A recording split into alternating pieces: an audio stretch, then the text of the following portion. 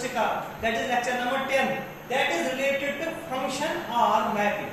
तो before discussing anything about this function or mapping, तो previous lecture का थोड़ा मैं recap करूंगा आप लोगों को.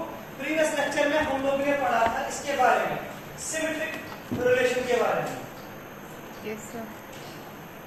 क्योंकि रास्ते कहने के रिपीट कर रहा हूँ, इसलिए थोड़ा देखना. सिमेट्रिक रिलेशन, सिमेट्रिक रिलेशन के बारे में मैंने ऐसे कहा कि अगर हमारे पास ए कोई सेट है, इस पे कोई रिलेशन डिफाइन है R, अगर बेटा ए और बी दो एलिमेंट्स है सेट ए के, अगर ए और बी दो एलिमेंट्स है सेट ए के, और अगर ए रिलेट है किसके साथ बी, ये इंप्लाइज करेगा बी भी रिलेट है ए के साथ, तो हम कहेंगे जो ये रिलेशन है ना ये सिमेट्रिक रिलेशन है. इसके लिए मैंने एक सिंपल एग्जांपल दी थी.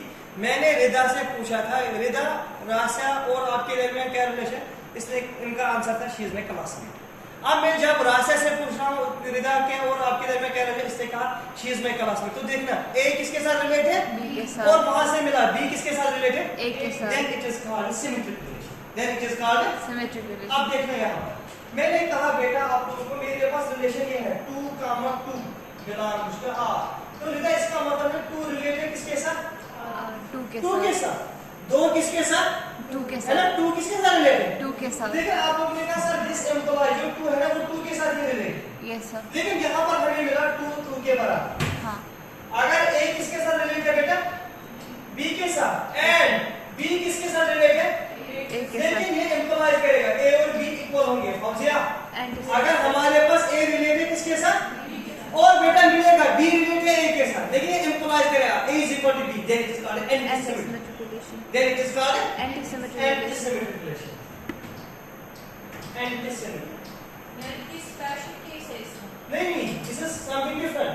Symmetric is something different, antisymmetric is something different. आप लोगों ने कहा अगर रिलेशन है मेरे पास रिफ्लेक्सिव, सिमेट्रिक और transitive, then it is called equivalence relation. ये कहा ना. लेकिन बाद में आप लोगों ने ये भी सीखा अगर रिलेशन रिफ्लेक्सिव है, एंटीसिमेट्रिक है और transitive, then it is called partial ordered relation. POS, partial ordered relation. क्या कहते हैं इसको partial ordered relation. और उस सेट को कहते हैं partially ordered set. partially ordered set. तो यहाँ तक क्लियर? Yes sir. कुछ और पूछना बेटा? तो now we will go on our own topic that is called function. सुनना बेटा आराम से. ये फंक्शन है ना, फंक्शन का क्लोज रिलेशन है विद रिलेशन. थोड़ा मैं यहां से आपको सिखाऊं, ध्यान से देखना. मेरे पास रिदा सेट ए है और इस सेट में एलिमेंट है 1 2 3 एंड 4 कामा 5. इससे सेट. हाँ रिदा सभी लोग ध्यान से देखना. ये मेरे पास सेट है और मेरे पास बेटा रिलेशन दिया है like this R1, and this R1 is better like this 1 comma 1 2 comma 2 3 comma 3 4 comma 4 5 comma 5. जब आपसे मैंने आंसर पूछा आप लोगों ने कहा ये रिलेशन है. जब मैंने आपसे पूछा क्यों, आपने कहा ये सबसेट है A + A, है ना. इसके बाद मैंने बेटा आपको पूछा R2 is equal 1 comma 2 1 comma 3 1 comma 4 1 comma 1 1 comma 5. तो रिदा आपका आंसर क्या होगा? Again sir this is a relation. Why? This is subset of A class A, है ना. इसके बाद इकरा मैंने लिखा R3, मैंने R3 लिखा बेटा 2 comma 1 2 comma 3 2 comma 5 and 2 comma 4. Again आप लोगों का आंसर होगा दिस इज अ रिलेशन. इसके बाद बेटा मैंने यहां से लिखा R4 मैंने लिखा 3 comma 1 3 comma 1 or you people are saying that 2 comma 3 5 comma 7 5 comma say 4. This is again a relation. Yes sir. बेटा पहली वाली रिलेशन है, second one is relation, third one is relation, fourth one is relation. सारे relation है ना. अब थोड़ा ध्यान से देखो, जो पहली वाली है ना ये रिलेशन भी है और फंक्शन भी है. This is function as well. जो सेकंड वाली है ना इट इज ओनली रिलेशन. जो थर्ड वाली है ना इट इज ओनली रिलेशन. जो ये वाली है ना this is function object relation. तो सबसे पहले रिदा आप लोगों को क्लियर है जो फंक्शन है ना ये कुछ नहीं है, ये रिलेशन. क्योंकि ये सारे रिलेशन लेकिन अब आप वहां से इनमें कुछ कंडीशन लगा रहे हो, कह रहे हैं कुछ इनमें फंक्शन है। देखना, अगर मैं आपसे पूछूंगा ना what is meant by function, आप लोगों का पहला आंसर होगा ये relation.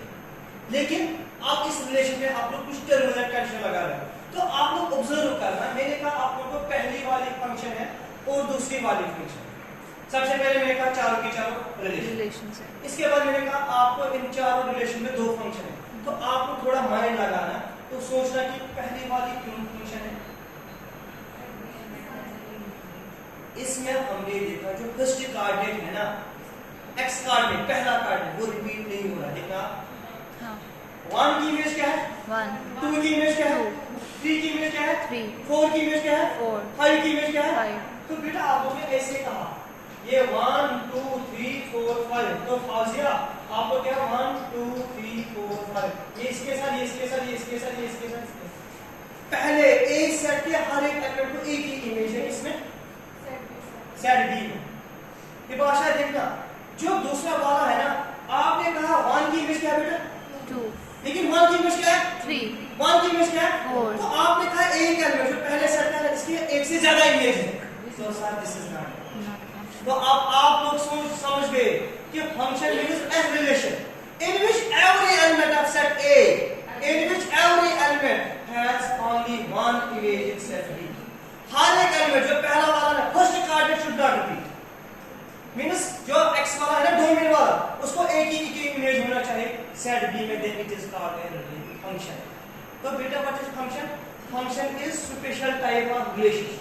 Function is Special type of relation. in which every element of set A has a unique image in set B। अब ध्यान से, तो आप लोगों ने कहा कि जो ये फंक्शन है ना, फंक्शन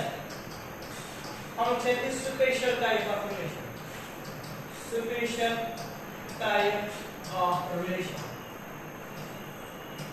पहला पॉइंट क्या है? Yes sir। Every element of set A has a unique image in set B like this। अगर ये set A है, यहाँ x है, और ये set B है, यहाँ पर y है, this is the function। तो x की इमेज क्या है? Y। तो वो x की इमेज है y in an mirror। जब हर एक एलिमेंट A का होगा एक ही इमेज इसमें सेट B में, then it is called function। और जो सेट A के एलिमेंट्स है ना, इसको कहते हैं डोमेन। क्या कहते हैं? डोमेन। डोमेन ऑफ फंक्शन का मतलब x के वैल्यू, और बेटा जो ये y है ना, y को कहते हैं range. Range means value of y। कोड़े मैंने ध्यान से सुनना, x का वैल्यू कहते हैं डोमेन।